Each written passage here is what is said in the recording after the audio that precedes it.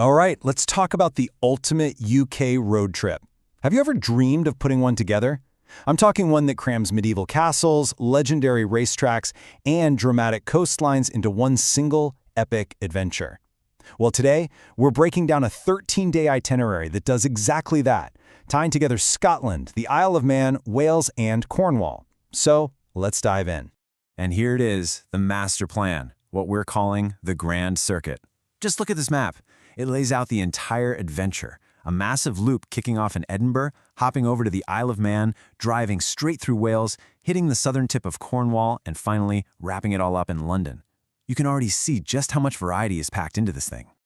So here's our roadmap for this explainer. We'll look at the big picture first, then we'll break down each phase of the trip. Edinburgh's food scene, the legends of the Isle of Man, the amazing castles and coasts of Wales and Cornwall, and then the London farewell. And stick around, because at the end, we're going to cover the essential logistics you need to know to actually make a trip like this happen. Okay, phase one. Our adventure begins in Edinburgh. And yeah, of course, the castle is a must-see, but our first real mission, it's all about flavor. We're kicking things off with a deep dive into two of Scotland's most iconic and delicious baked goods. The plan here is simple, but oh so good. Day one, you just arrive and settle in. Day two is what we're calling the Shortbread mission, basically a hunt for the city's absolute best. Day three, you guessed it, the Scone mission. These little culinary quests are the perfect way to get a real taste of Scotland before we pick up the rental car and head for the ferry on the 15th. So where are we actually going? Well, you'll start with that classic photo op at the Edinburgh Castle Esplanade. For the Shortbread mission, your target is a place called Pennies and Poppy Seeds, which is known for its incredible, handmade, artisanal batches. For scones, you've got to hit Clorinda's Tea Room for a traditional cream tea. You know, scones served with clotted cream and jam. And to wrap up the day, a pint at the World's End, a pub on the Royal Mile that's been around for literally centuries. After that Scottish kickoff, it's time for a major change of scenery. We're hopping on a ferry to a truly unique spot, the Isle of Man. This phase of the trip is all about rugged landscapes, ancient history, and, oh yeah, one of the most famous racing circuits in the entire world. So once we land in Douglas, the adventure really ramps up. The first stop for any driving fan has to be the legendary TT Mountain Course. But beyond the thrill of that drive, we'll explore the island's industrial past at the Great Laxey Wheel, its medieval history at Peel Castle, and get some unbelievable panoramic views from the Snaefell Mountain Railway. Now let's just focus on the TT Mountain Course for a second, because this is a core part of the whole experience. This isn't just some scenic drive, okay? It's a 37-mile stretch of public road that once a year becomes one of the most dangerous and revered motorcycle racing circuits on the planet. When you drive it, you're literally tracing the path of motorsport legends. It's incredible. From the Isle of Man, we ferry back to the mainland for Phase 3. Now, this leg of the trip is a real sprint south. It's going to take us from the medieval fortresses of North Wales and the mountains of Snowdonia all the way down to the rugged coastline of Cornwall.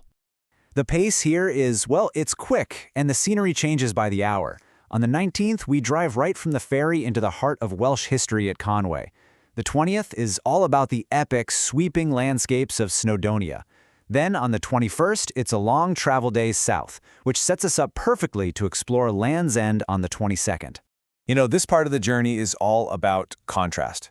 You can start your day inside the massive medieval walls of Conwy Castle, feeling like you've literally stepped back in time. And then, just an hour later, you're driving through the wild mountainous heart of Snowdonia National Park, or Eryri as it's known in Welsh. It's ancient history and raw, beautiful nature all packed into a single day. 6 hours, that's how long the grand journey south is going to take. This is the longest single drive of the entire itinerary. It's the leg that connects the mountains of Wales to the coast of Cornwall. This is the day that truly puts the road in road trip. But the reward for that long drive? Oh, it's Cornwall. Here you get to stand at the westernmost point of mainland England at Land's End, maybe see a play at the stunning Minack Theatre, it's an amphitheater literally carved into a cliff, and visit the incredible tidal island of St. Michael's Mount. And the day wraps up with a meal at the historic Sloop Inn. 1312. No, that's not a typo. That's the year the Sloop Inn in St. Ives was founded. To put that into perspective for you, this pub is older than the Aztec Empire.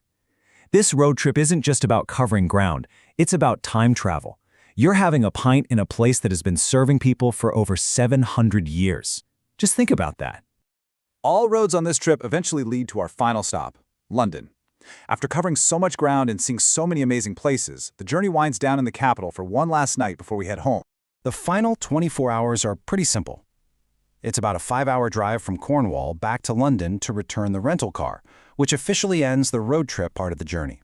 The whole thing concludes with a final celebratory meal at the Grazing Goat, a classic gastropub, which is just a pub that specializes in really high-quality food, before flying out of Heathrow the next day. So, we've covered this incredible itinerary, but look, a journey this ambitious totally depends on solid planning. So let's talk logistics. These are the details you absolutely have to get right for this trip to work smoothly. Okay, pay close attention because these points are non-negotiable. First, your rental car. You must get written permission to take it on the ferry to the Isle of Man. Seriously. Second, make sure your one-way rental from Edinburgh to London is locked in and confirmed. Third, book your B&Bs and especially your Minack Theatre tickets months in advance. This is happening during peak season. And finally, have printed copies of your ferry confirmations. Don't be the person who gets stuck because of a dead phone battery. And so we come full circle. We've gone from the culinary missions of Edinburgh, across the Irish Sea to the legendary TT course, through the mountains of Wales, and down to the cliffs of Cornwall, with one final stop in London.